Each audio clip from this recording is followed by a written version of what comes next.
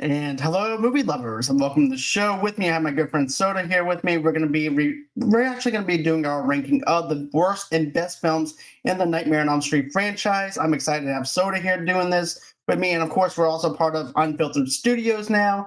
So go on ahead, check out their network, wherever you guys get your podcasts from, and all that stuff. They have the Sleepy G Show. They have a Hypnosis podcast on there. They have a bunch of other stuff going on with the Unfiltered Studios. So go on ahead, check them out.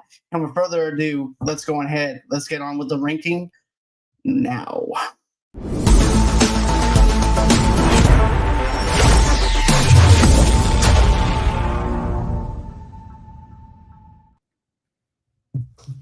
And hey, Soda, how are you? Doing good, man. I was just thinking the very first time I came on this channel to talk Nightmare on Elm Street, you didn't have any of these bells and whistles. Right? And now here I am in my own little Freddy Krueger house mysteries here, playing with a bunch of bells and whistles. Like, look at you. You're part of a podcast network, man. You're doing it. Thanks, man. This has been my dream for a long time since I've started doing the podcast and stuff like that. And it's just hard to believe now that's actually the tangibleization of it actually happening. Right. That's what shows that you put in the work and grenades don't get thrown your way and anything's possible. Exactly. But man, I remember when we did our Nightmare on Elm Street review a couple of years ago. I think it was for part 3. And, at first I was like, well, let's go ahead. Let's do, just review the rest of them. I'm like, no, let's just do a ranking. And I think that a ranking is actually perfect for doing something like this. And I wanted to start off with, the bad ones and then go into the worst ones. And I think that's just rip the Band-Aid right off, right? Are just including the remake? I can't remember if I asked you that or not. What's that? If we were including the remake. I can't remember if I asked you. Okay. Yeah, we're going to do the remake. All right. So, okay, let's do it. So, I'm going to start off. Let me go to my notes real quick, and I'll be able to tell you guys what I'm having my worst of the Nightmare on Elm Street movies. So, I've actually got. Matter of fact, I actually have the remake as my worst. So, I'm just going to rip the Band-Aid right off there. I was excited going into it because of the stuff with the Watchmen, with Jackie playing Fred Krueger into the franchise and stuff like that, and a reboot of it. And of course, Platinum Dunes is also the one who's actually was the ones to produce this film. And I was just excited because of the fact that we actually get to see Fred Krueger being killed off by the parents and seeing that happen versus it being talked about, even though I just like it being talked about in the very first one, but I wanted to see more of the continuity within it. But to be honest with you, he wasn't that scary. He wasn't that menacing to me in this one. Yeah, there was a couple of things that I liked, like the claw coming out of the person's chest and this. And then, of course, they tried to do something a little bit different inside the supermarket where you see a little bit of flash of Freddy, and then you see him knocking some of these stuff over on the shelf, indicating the boiler room part. But other than that, though, the elements in itself didn't really do well for me because it was like a beat for beat of the original movie instead of letting it be its own thing. But what about for you? Well, okay, so it's not my worst, and I'll give you my reasons. But am I going to say my worst now? Like, how is this going to work? We can actually just bounce off of each other with it, where you just want to say, well, why this is your best. Okay. For you, and so that way we can actually just bounce off each other that way. So my worst that is actually not the remake. It is Freddy's Dead: The Final Nightmare, because I can at least find one thing that I like in the Nightmare on Elm Street remake, whereas in this one, he's not really anything I like at all. There's a reason why they tried to kill the franchise when they did this one. It's not a great film. Unfortunately, it was Rachel Talalay's, I believe it's her name, her directorial debut. She's gone on to do a lot of great stuff, but this was not one of them. There's, like I said, in my opinion, there's no real redeeming qualities in this one. The kills are uninspired at best. The Breckenmeyer getting killed in the video game, no. Okay, there right one thing I think. Okay, maybe it's the kill with the kid with the Carlos. And I do have to admit, I do have that one as my worst as well. I do have to admit that is a great kill, but outside of that, it's a forgettable film, and it was one that tried to cash in on the '90s craze of 3D. Yeah, even if you look at the 3D effects and stuff like that, yeah, it was new, it was something new and fresh and popping at that time with the 3D effects. But once you get it home to watch Yeah. on DVD or whatever, it's just that spectacle is just not there. If you And compare it to yeah, like Friday the 13th Part 3, which was also in 3D, that 3D is actually kind of enjoyable because you know it's not going to age well. Where it's like at least they tried with the effects, or whatever. Whereas this one, very much CGI in your face, like all these multiple Freddy's heads flying at the screen. Like, no, no. and that's something that I didn't like with this last Nightmare on Elm Street movie either, was with part 6. And I didn't like how confusing it was. It just felt like it was just jumbled all together. It was trying to be something, and it didn't know they didn't know the direction that they wanted to go in with it. Just have the cameos of Johnny Depp getting hit upside the head with the frying pan, which I thought was funny, but it wasn't enough for me to say, yeah, I need to go ahead and invest in more time in watching this movie or anything like that. Yeah, the video game sequence and everything made me laugh, but it wasn't like an intelligent kind of kill. The best kill for probably would be Carlos whenever he winds up turning the hearing aid into like a Freddy hearing aid and doing it that way, especially with the chalkboard and then his head exploding. That to me was a smart kill on the way to do it, using a hearing aid to do that. But I like the concept of the fact that you have these crazed parents who are basically crazy because their kids died because of Freddy. And Freddy's trying to find a way to get to these kids through his daughter, which I wish they would actually did more on that versus it being so convoluted with cameos here. And it was just too confusing and stuff, especially in that schoolhouse scene where basically the teacher's basically acting like he's teaching a class and there's no one there, and giving us a timeline of every single thing that Freddy has done. I just didn't like any of it inside the film itself. Yeah. And I remember renting it from Blockbuster, being very disappointed. Yeah, the only reason I have this is because I'm a completionist. So when I do a rewatch, I will do a rewatch. But yeah. I mean, yeah, we get a young Breckenmeyer, and we get Alice Cooper as Freddy's dad. It's pretty dope. Yeah. And a weird cameo by Roseanne Barr and Tom Arnold, because of the fact that they're just in the 90s. Fodder at that time. I don't know if you remember or not. Because, yeah, you're old. Yeah. A little bit older than me, right? Yeah, I'm 38. Okay, yeah, I'm 36. So yeah, you remember them being cannon fodder at the time. So yeah. Yeah. All right, well, let's go on to the next one because this one's bad. Yeah, this is something that I don't really enjoy either. So, Okay, so now that we broke off the Band-Aid for that one, I'm going to have to go with Nightmare on Elm Street Part 5, The Dream Child.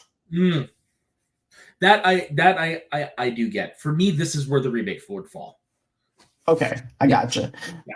And for me personally, whenever I look at Dream Child, especially coming off of the 3rd and 4th Nightmare on Elm Street movies and stuff like that, I really enjoyed those two back to back because it connects. Yeah, you have the one character that survived from the 3rd and 4th movie in it, but it's revolving around the child. It's not, and even that whole entire scene where you have Freddy being born again in a church, and I just didn't like that whole entire element of it's a boy. And then, of course, the use of the bitch word wasn't that clever either. I think the Welcome to Primetime bitch was actually the best line that they had in Nightmare on Elm Street 3, Dream Warriors, to be honest with you. And then after that, it was just like one of those lines where one-liners that he would actually throw in every single time when you turned around. And it just doesn't work. It's like, well, we have that one line from Part 3, Robert. Can you go on and deliver the rest, do it in the rest of the movie? Sure, no problem. So, 3 was definitely the peak of the humor. But I do have to say, the only thing I liked with 5 was maybe 2 of the death scenes in this. I like the motorcycle scene where the boyfriend's trying to go. Which was lot longer, but the MPAA made them cut. Right, I remember that in the documentary of the Nightmare on Elm Street making. Yeah. And I also like the other kill where you actually have the comic book writer and artist, and he gets killed in his own creation. So I thought that was a neat kind of way of actually using someone's hobby as a way to kill somebody, and I thought that was a clever way of actually doing it. But then after that, Better it version turns of Second Degree Death from Freddy's Dead. That's what this is. This is the better version. I could see that in a sense, but it At just least doesn't work for me. Because that one they used the video game, which was his passion or whatever, to kill him. The same thing here. Yeah, I gotcha. Yeah, that makes sense. Yeah. And another thing though, too, man, the other thing I like, but this though, it has like a labyrinth kind of feel to it, especially whenever she's trying to rescue the child in the dream with the staircases. It has like a labyrinth kind of feel and texture to it. Very much so. There's definitely like this is the one where they have the scene where they're running up all the different staircases, right? Yeah. But it just doesn't do it for me. Just having those little small elements for me. But what about for you? So this one is a little bit higher for me on the list. On my list, this is, like I said, there are definitely some things I do like about it. It was not properly executed. I will grant that for sure. But yeah, no, I'm with you. Those kills were really good. I just wish the MPAA hadn't have stuck their nose in there, because I would love to see the assembly cut of this. Same here. I wish it would actually come out with like a special edition director's cut for the film. They did for Halloween 6, I wish they do it for this one. They definitely do, because it's been over 30 or 40 years now. It's time to release a director's cut for this one. Not 40, because the movie's not older than we are. Right. But you know what I'm saying, though. I think that it's time to release a director's cut for 5, even though I didn't really like 5. Maybe if they release a director's cut, it might land a little bit more on it. But for me personally, it just does not land as perfect as I wanted it to be. No, I do agree with you 100%. But like I said, it's just a little bit higher on my list. This is where I put the remake. And the reason why I put the remake here is because while the movie as a whole is not a good movie, I do like that they finally leaned into the aspect of Freddy's character that was there originally in the beginning, but they took out because they deemed it a little too much. And that is the fact that Freddy is a child molester. That's one of the reasons why he's going after the kids. So I do like that they finally deviated. They took that and they started doing their own story with it. I was like, finally, we're getting originality. But that's about it. I don't like a lot of the effects. The one that really pissed me off is when they tried to recreate the one where Freddy's coming through a wall. No. Just things like that. A little bit along the, a little bit on the long side. I do think Jackie Earle Haley was a good Freddy Krueger, but unfortunately, when you have to go up against Robert Englund, the legend, But yeah, outside of that one thing, there isn't much I can say good about it. That's why it is the second to last on my list. I gotcha. And not only that, but the makeup and prosthetics that they used for him wasn't that great. It seemed like that's when they made him into what a real burn victim would look like. Yeah. Right. And I just like the cosmetics better for Robert Englund, even though it didn't quite look like a burnt victim. No, that one is based off of pepperoni pizza. That is a quote. That is direct quote. I'm never going to look at that as pepperoni pizza is the same again now. But yeah. Let's see here. Then for my last one that I have for my worst is Freddy versus Jason. Really? Yeah, I went into it thinking that this was going to be really good, kind of scary. Yes, I'm there for the fun time and everything, but I wanted it to be a little less comical and a lot more horrifying. To be honest, I just didn't feel like it elevated into the sense of it being horrifying after that one scene that we got from Friday the 13th, the final Friday. I wanted it to be yeah. And after waiting all this time, I was expecting a lot more from it and stuff. But yeah, I just didn't like the whole comical aspect of it, the pinball thing, the Jay and Silent Bob character. Weird one, yeah. Yeah. But there are some elements that I do like about it. I do like some of this the CGI in it and stuff like that, and the fact that Freddy's now using Jason as a way to scare these kids on Elm Street and taking them out of Camp Crystal Lake. And I like the whole challenge of the kids, like, well, what do we do? Either we die in our dreams or we die here in the real life. So I like that concept of the kids working together like that, but it's just the whole humor and the schnick of it. And I wanted it to be a little bit more darker. Oh man, this is definitely higher up on my list. I love that movie because it came out when it came out of the right. When I was the right age when it came out. What year was that? 2001. No, 2003 or 2004, 2003. because I So I was a was senior just in high entering school. I was entering my final years of high school, so this was definitely moved right up my alley. I still have the original DVD version of it in my room. But yeah, this is definitely gonna be higher on my list. So. Yeah. So, but no, in this spot, my last bad one is Nightmare on Elm Street 2. I've never been a fan of that one. Okay. It's been it's a little too campy for my taste. I don't think any of the jokes are funny. The idea of Freddy coming into the real world like that, like at least when Freddy versus Jason, when he does it, at least it's true to what is established in the first Nightmare on Elm Street, whereas this one doesn't. No, he's coming through somebody else's body. Yeah. There's a few things that are decent in it. Like I love Klugelager, who plays what's his face's dad. A couple of the effects are good, like that parakeet from hell. But outside of that, it's a poor sequel. Like, because you've got Nightmare on Elm Street 2, and then 3 is like right back up here. It's this weird. I gotcha. Yeah. For me, though, it's like rewatchability levels of where I would actually put it. But I don't have it as my worst. But it's down to the bottom of the totem pole as far as rewatch, if I would rewatch it or not. Yeah. But so let's see here. I actually have the original Nightmare on Elm Street, of course, as my number one. Because I feel like if I put number 3 as my number 1, it's like the most common answer. So I wanted to go a little bit different. I get it. And the reason why I have the original on there is because nobody has done anything like this. This is the birth of New Line Cinema, the birth of Freddy, the birthplace that Wes Craven put his work in. Right.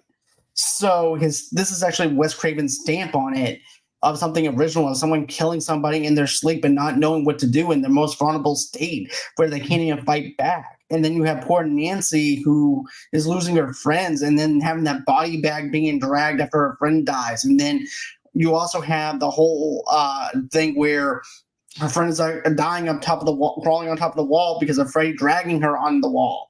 And then you also have her crack that whole entire blood splatter after when she lands on the bed. Oh my God. And then you have Johnny Depp. Wasn't the blood splatter cut from the Johnny Depp did? Well, the reason why I said was there a splatter in Tina's death? Yeah, there was. There was actually a little bit of splatter.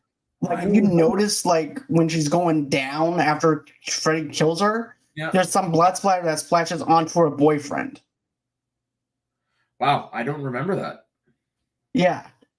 And unless I'm actually one of those things within my subconscious where basically you've seen the Texas Chainsaw Massacre, the very original one in the 1970s. So our subconscious is basically this. We think that it's a bloody scene, especially whenever the Leatherface puts somebody on top of a meat hook, right? And we're thinking, oh, that's a bloody scene. But we don't see no blood. But in our subconscious mind, we think that's actually a bloody scene. So maybe in my subconscious with this scene, maybe it might not be the blood splatter. Maybe it might just be the impact itself. What I'm wondering is because you have seen Never Sleep Again, right? Yeah. And they do show the deleted scene of Johnny Depp hitting in the splashes. I'm wondering maybe you're thinking that. No, I think I've actually seen it, though. I need to go back and rewatch that one scene. After we're off this, if I check that out, because I don't remember. Yeah, I think so. I think there's actually a little small blood splatter that goes on to Tina's boyfriend. Yeah. And then there's also that other scene where Johnny Depp, of course, they use I forgot how many gallons of blood to suck him in, because I did a whole trivia on this like last year. Yeah. It's been a long time since I've actually seen it. But you know, just seeing him getting dragged and sucked through the bed and everything, I thought that was a really clever kill. You haven't seen that before. That is the same contraption they did to do Tina's death. Right. Okay. The same room that flips, that's what they used for that. Okay. Yeah, that's right. That's right. They did. Yeah, because Okay. that's how they created the effect of all the blood coming out, because they just tilted the room upside down. And Now, and also, too, this is also where everybody got sick, though, too, on set because of the way that the room was. yeah, Because of how tilted it was and things like that. Yeah. But yeah, that's why I have this one as my number one. okay, so yeah, I'm the basic bitch where Nightmare on Elm Street is my favorite. But this is where the distinction of favorite and best kick in, because the best is the first one for a reason. But when it comes to everything you said, rewatchability, yada yada, my favorite is 3, because this is where this is the peak of Freddy as funny. But this is like right where it's like if you had a graph, this is the part where both the scary Freddy and the humorous Freddy cross, and you get it at its best. Not only that, you got some really great kills, like the puppet kill, Yep. the wizard kill, the one with the drug needles in the arm, which is a little grody. You get things, yeah. There's that, and plus, one of my favorite bands does the music for this movie, and one of my favorite song from said band is from this movie, Dream Warriors by Dog. I'm a huge fan of them, so there's a lot of reasons why this is my favorite. But yeah, so I'm a basic bitch. I'll admit it. This is my number one, but I'm gonna say right now, number 2. The first Nightmare is my number 2. Okay.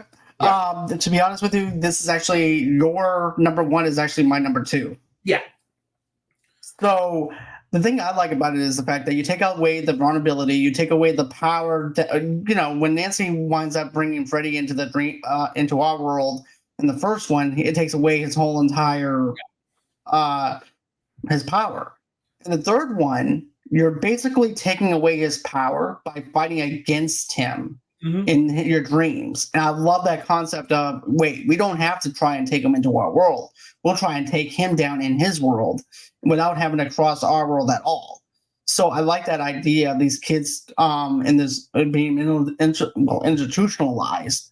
And you have Lawrence Fishburne in this movie. You also have some great kills, like you mentioned, especially with the where basically you have Joey, not Joey. What was the other guy's name that they used for the veins? Wasn't it Joey or no? No, Joey didn't. The ones the puppet one. Yeah, I'm forgetting the character's I name. don't remember because he gets killed off so early in the film. Right. Yeah, that I don't remember. But yeah, Joey gets tied up with the tongs on the bed and everything, so that's not him. But I like that whole entire deal where, I like the originality behind it. I think that it was a very clever way of actually bringing in these these Elm Street kids to try and face off against Freddy in this asylum. Mm-hmm. And I also like the kill that you mentioned with the veins coming out, and then Freddy's using him as a puppet. And then you also have Welcome to Prime Time, bitch. And it was improv. Yes. And I thought it worked. And of course, they used more dubbing whenever they used that voice, though, too, to make it more scarier, to add it in more. And I also like how they improvised with the TV, with Freddy's head coming out of the TV for the antenna and everything, and then just basically just takes the girl's head and bangs it into the television set. Yeah, stuff like that. That's another one where, like, because she was the one that watched all the TV, all the late night stuff, wanted to be actress, so it makes sense that that's her death. Like, every death is definitely tailored to something from everybody's personality. Well, okay, not every death, because Nancy, she just dies. But yeah, it's a great film. And then with number 1, like a lot of the kills, a lot of the effects were innovative. I love listening to how they made them. I love the fact that was the one you mentioned earlier, the wall scare. That's just spandex. That's all that. Yeah, there's a reason why Nightmare on Elm Street is like this, one of the standard bearers, one of the pillars of the slasher genre, and especially of 80s horror, and is because of the first one. Like, you're right. It put a whole company on the map. Exactly, because another thing that I really have to say that was really good, too, was Freddy using their own addictions against them, like the heroin scene where he goes, "Let's get high," Yeah, And and, here's and then you see the track marks, and they're like suckers. right. And also, like the other thing too, where it also starts off inside the haunted, well, not haunted house, but in Freddy's house, in the boarded up house at the very beginning. And then you also have the mom who comes home from a date and stuff like that too. And and then towards the end of it, they use that same sequence again, and he goes, "Hey, where's the bourbon?" Yeah. And then here comes, he goes, "I'll be down there in a minute." And then here comes Freddy. "Where's the bourbon, bitch?" Just, but I just thought this was hands down a clever way to bring in the franchise and also crossing over that dark humor in with Freddy and mixing in that darkness within him. I thought that they did a really good job with part 3. So part 3 is hands down one of my favorites. And of course, you have Joey tied up to the bed because he has this crush on this nurse, and he has a ton, and that's how he gets stuck in the dream world. And of course, now they have to go on ahead and whenever he goes, "Well, come and get him." And so now they have to try and go into the dream world to get him. And I definitely like the setup. I like the special effects with it. I thought it was a really good one for the part 3. Mm-hmm. So what do you have for your best? Well, like I said, my best was Nightmare on Elm Street 3. Okay. Right. And then it was Nightmare 1. Okay. And then now my third favorite is Freddy versus Jason. Okay. Because of all the nostalgia that comes into it for me. I just love that this is just an all-out drag-out brawl. Basically, everything that you have an issue with is why I love the movie, minus the Silent Bob thing. That was a little weird. It's Canadian film because it was filmed in Canada. So, I mean, filmmaker, we can't go wrong with that. Yeah, love that this is how What's His Nuts goes out on Freddy Krueger. Give it to me. As for me, there's just too much fun to be had with it. There's too many good memories. This one is purely up there for nostalgia purposes. I gotcha. But I want to roll back to part 3 for 1 second, though, too, because there was one other scene that I liked, and I forgot to mention it. And I just like the whole thing, too, besides the whole entire scene where basically the addictions and stuff like that. But there's also the other scene where basically you see the little girl inside the boiler room in the very beginning of it, and she's trying to, and then you see Freddy coming in from the shadows, and then you also have the D&D group, and Freddy's, and that's something that I thought that was really cool, was using D&D and trying to use D&D against Freddy, so I like that. Yeah, the wizard. Yeah, I'm the Wizard Master. And speaking of the Wizard Master, I actually have the Dream Master after this one. That is a good one. But before you continue, for some reason, there's a kill I want to talk about that I thought was in this one. It's actually in 5. And it's with Greta, where they force feed her all that food. Oh, yeah. I don't know if you ever saw the VHS cover, but on the back, there's the image of her with the cheeks. That terrified me as a child. Dude, I remember the VHS cover. I remember going into like a little small video store and seeing that on the back of the cover. I also remember the billboard for it though too in the video store for the advertisement though too. And it had another one. Yeah, I want to say that it had like a little small clip on the very bottom of it with that same thing. But man, that is just a gruesome scene altogether. It's. Anyway, I wanted to give a shout out to that. Okay. FVJ had a solid opening. Freddy vs. Jason had a solid opening. Yeah, the way it opened, yeah. Yeah. Then Bride of Chucky had a solid opening to also directed by I love Freddy versus not Freddy, but Bride of Chucky. I definitely love the opening sequence to that. And we might actually talk about that later on in the future or something like that for the Child's Play franchise. Big fan of that franchise as well. Me too. So, I think that part 4 is actually a perfect combo to watch part 3 first and then watch part 4 back to back, because of the simple fact that these are survivors from the 3rd film that Freddy's seeking revenge on those kids. And now they're out of the asylum. Now they're in high school. And they're trying to fit into society again because they've been locked away for so long. And I like that concept of these kids who are actually like a fish out of water kind of situation, trying to fit into society. And then you have this one girl who just would not let Freddy die, and I love the coloring within the boiler room itself, too. And they're like, look, you're gonna wake him up and everything, and of course the dog takes a piss. That is the one thing I do not like about this movie is how Freddy comes back. Yeah, all because of dog piss. Yeah, and fire. But that's like the only thing I don't like about 4. But other than that, though, I thought the kills were really clever. I thought the initial setup was, and then I also like the little claw marks in the locker room to indicate that Freddy is back. Yeah, I like that part. There's also one other thing too that I like within the kills. Let's see here. There was also whenever he throws the main girl that survived into the boiler itself, and she burns alive, and then it gets passed on to her friend because because basically she winds up calling her friend into that dream world. And I like that whole entire deal. Now that it's been passed on, now she has the power of all her friends to try and take down Freddy. And then you have the Roach Motel scene. You have them running back and forth around in that little small town. And then you also have the movie theater scene, though, too, where Freddy has the meatball scene. Yeah. Let's see. Do you guys go to horror conventions? To be honest with you, I did meet Robert once. Well, I live in the middle of buttfuck nowhere, Canada. I have to travel 6 hours to go to the nearest convention to me, and then the next closest one is 18 hours away drive. So I don't get out much. Yeah, I actually went to New Orleans, and Robert was actually there, and I got to meet Robert for the first time. That's cool. And yeah, and he only charged like $60 for an autograph, which is like the cheapest. That's what I like about Robert is he's pretty reliable. You know what I'm saying? He's basically more affordable. He's not trying to scam you. Exactly. But I love his sense of humor. He's really friendly. He's down to earth.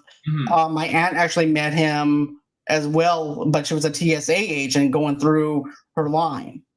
Oh. And he goes, "Oh, Freddy." He goes, "Yeah, that's me." And so she got to meet Robert. Nice. And she goes, "By the way, I like you in Star Trek." He goes, "Thank you. Not that many people know that I was actually in Star Trek." Yeah, he was. Yeah, he's in a lot of stuff, and especially right around the time and he took the role of Freddy Krueger. Like he was at that point known for a miniseries called V. Yep. Yeah.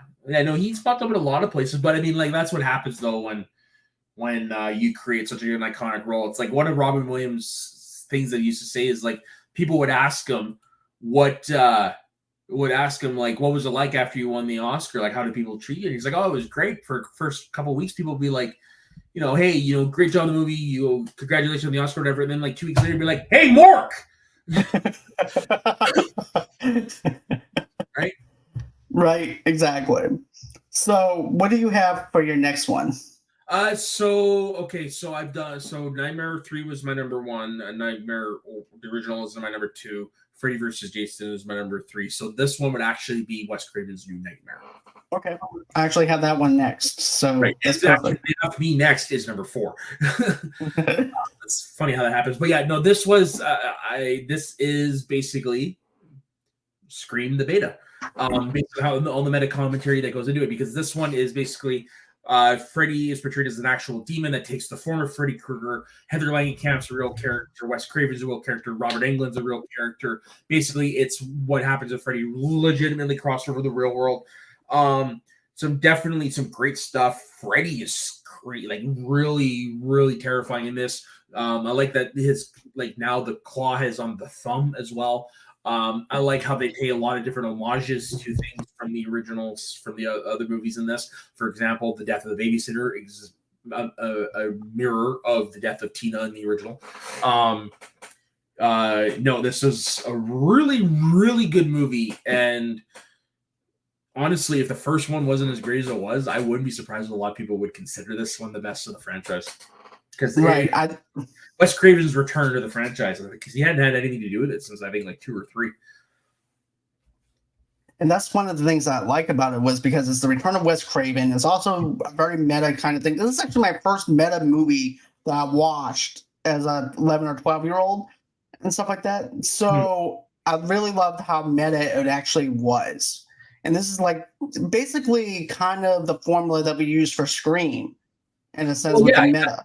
that's why And that's people what I like. hit Scream before Scream. Right, exactly. And I definitely love how it's set up. And then you have him trying to get Nancy to come back for one last time, reading the script. You have Robert England playing Robert England. You have the Freddy hand. That horrifying claw, though, whenever they gets taken off the prop set and it kills the actress's boyfriend Husband from the set.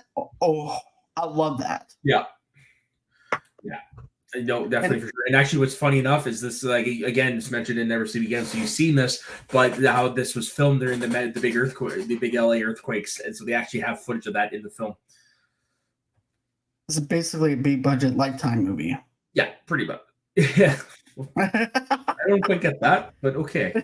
No, I don't know about that, but I definitely like the fact that you have the little girl who is basically the actress mother who plays the main character, and she's watching the movie go on, and then the tongue comes out of the phone. You also have this whole entire deal with the son who is seeing Freddy and going through he goes, look, it changes at nighttime where it goes through my covers and I go into a different world, and he's trying to explain it to her. And I like how they use the Hansel and Gretel kind of analogy. Yeah, I like that with the pills. But also too, they also do what, like you said, an homage to the original, where basically they take the babysitter and put her on the wall and drags her because, have you ever played Skin the Cat? Yeah. So yeah, I definitely like that. And then of course even the nurse is very evil though too. Mm-hmm. And every single movie that she's in, this actress always gets under your skin, no matter what you see her in. Yeah, I've seen her in other movies. Her name right now. I'm just quickly looking it up. Friend Bennett. Yep. Every single time when you see her, you know that you're in for an interesting ride. Mm-hmm. But yeah, and then of course Freddy's lair is no longer a house; it's in the sewer systems and stuff like that too. So I like that concept too. So everything's original within this movie itself and very meta. Hands down, one of my favorites. Easily, mine too.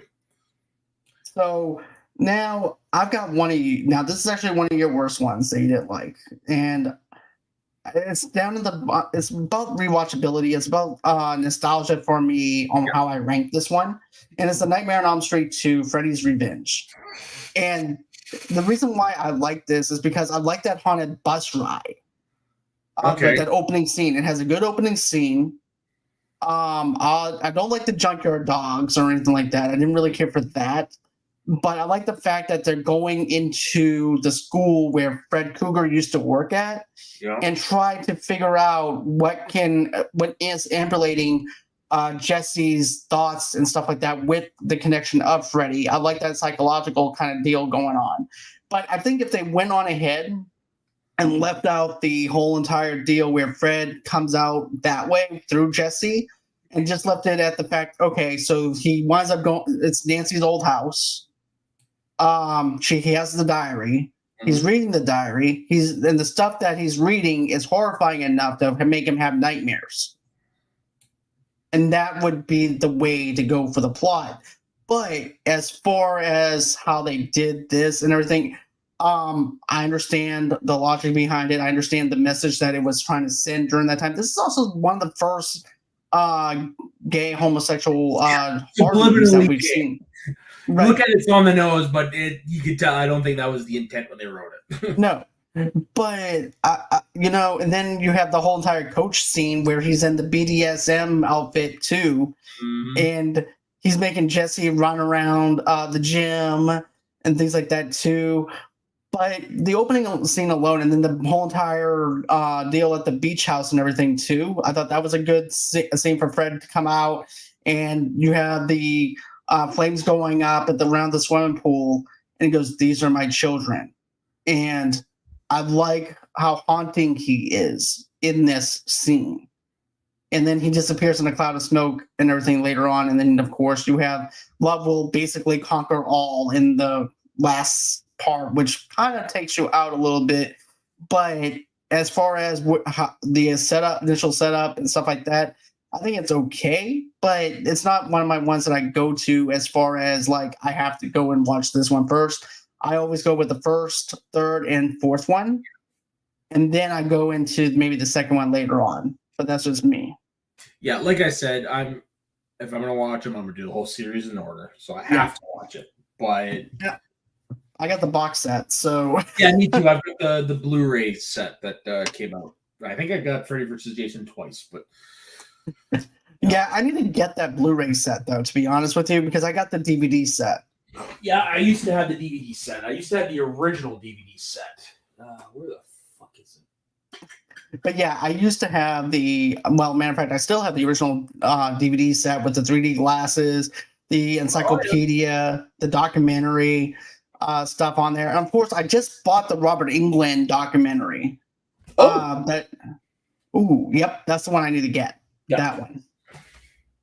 But I bought the Robert Englund documentary from Walmart. I need to dive deeper into that because I watched the Kane Hodder documentary not too long ago and did a review on that. I haven't gotten around to it. Well, it's actually free on YouTube right now. Oh, okay. That's good to know. So you can watch the Kane Hodder one free on YouTube, and that's how I came across watching it. Which Freddy look do we like the best? Bobby wants to know. Which Freddy look did I like the best? Probably the original. Yeah, probably the one from the first one. Okay, so I'm going to go with the original look as well, just because of how menacing he is and how dark looking he is, and especially that one scene where they basically got like a little short dude to play that one part with their arms and everything. I thought just the whole entire makeup, cosmetics, and stuff like that itself was really horrifying. So I have to go with the original. Yeah, but if I have to go with my second favorite, it would have to be Dream Warriors. So for me, my second favorite is New Nightmare, just because of the changes they did and how they made it more scary, which I've already talked about. So right. Yeah. All right. Well, that concludes the rankings and stuff. But I actually own the DVD of Freddy vs. Jason because I have to have it to complete my set. I'm not one of those people that I can't not have something of a movie franchise. I have to have them all. Yeah, me too. It's just like an OCD thing with me. I don't know what it is, but it's a completionist thing. I'm the same way. It's the only reason I have the Snyder cut on 4K. And yeah, like I've done it with all the franchises. So I've got all the Nightmares. I've got all the Fridays, and this is the one that took me the longest because it's my least favorite of the three. I do have all the Halloweens. Yeah, I was debating if I want to do that. Are not good. No, especially that timeline is all confusing and stuff like that too. Yeah, and I like the 2017 Halloween, but after that, no. I was like, okay, I'm just done after the last two. So I like the 2017. I did enjoy Halloween Ends was the second one in that trilogy. Kills. I did like Halloween Kills. I still haven't seen Halloween Ends, funny enough. But yeah. And I did mind the first Rob Zombie one. I'm not gonna lie. Rob Zombie one was actually pretty decent. Yeah. The second one, no. Yeah. But a few times I left the movie theater with scratching my head. I'm with you on that one too. Yeah. But yeah, that's gonna conclude it, man. But do you have anything going on as far as your channel goes and things like that? To be honest, I don't do this stuff as much. Like I do have my couple shows I do at 50, but I don't really do this as much anymore. So you can find me on my personal Instagram and Twitter at @sorta_the_stacksman, and you can find me doing Flipping the Flags over with 50 Shades of Geek on the Northern Entertainment Group. And it's been a little bit since we've done it because of our schedules, but I do have a wrestling channel that when we can, me and my buddy Day can go live and for about an hour and just talk of the happenings in wrestling and stuff. So nice. Yeah. So I do have a couple of little small announcements that we're doing here on the channel. So tomorrow night, 8 o'clock Central Time, 9 o'clock Eastern Time, I will be interviewing the producer and director of the little short film that might actually be nominated for an Academy Award nomination for their short film. It's called Nassé. It's about the 442nd World War II veterans in World War II. And we're going to talk about that. And then We also have some other shows coming out. I know that we're going to do a Shocker review on November 1st, and we're going to be teaming up with Biv Studio podcast. We're going to be doing that one. And then we're trying to do Grumpy Old Men for Thanksgiving. So I love that movie. You know, I tried doing it on the channel. And a matter of fact, I had the video on the channel, but I tried doing it when I was sick. And I thought that I could do it because my voice was not holding out. Yeah. So I was like, yeah, I would have to redo this. So I'm probably going to try and redo that one and try to have it out for the audio podcast. Movie. I love it. I love it to death. But yeah, that's everything that's going on over here at Movie Lovers Unite. I hope that you guys enjoyed this segment of ranking all the Nightmare on Elm Street movies. Do me a favor, smash that like button, smash the subscribe button, give us a 5-star rating wherever you guys get your audio podcast. Thank you so much, Bobby, for being able just to comment with us and just talk to us. They should play Dutch for Thanksgiving, which Freddie looked. Okay, ever see Dutch? No, never seen Dutch, but I did play Dutch. But I did play Dutch because I used to pay. I pay. The girl would pay hers, and I would pay mine. So therefore, I played Dutch. So therefore, but anyways, that's going to be it as far as the show goes. Thank you so much, Bobby. I do appreciate it. I hope that you wind up watching more of our content and listening to more of our content as well. And always, until next time, guys, have a great and safe night. And thanks again, Soda. I do appreciate this as always. And bye.